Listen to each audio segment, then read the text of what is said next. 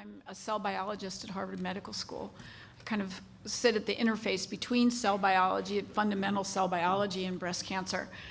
So several of us have talked about using models of breast cancer. So why do we use models? Why don't we work with humans?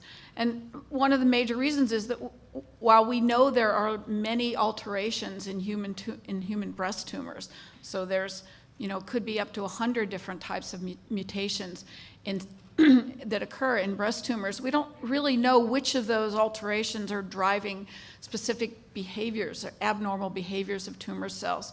So we need to use models, both cell culture models and animal models, in order to identify which are the really important alterations, and then to figure out strategies to be able to eliminate cells that have those alterations.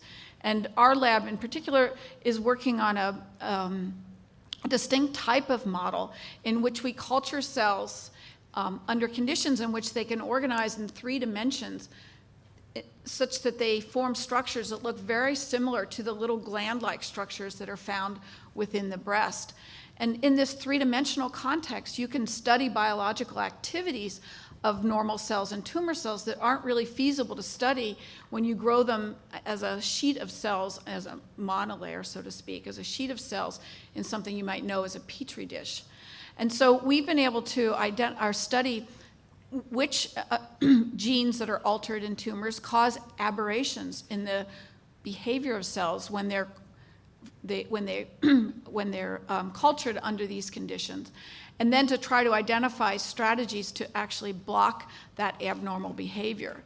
And we work very closely with pathologists like Stuart Schnitt and Andrea Richardson, who can tell us whether the changes that we're seeing and the sensitivities we see in these 3-dimensional cultures are actually relevant to human tumors.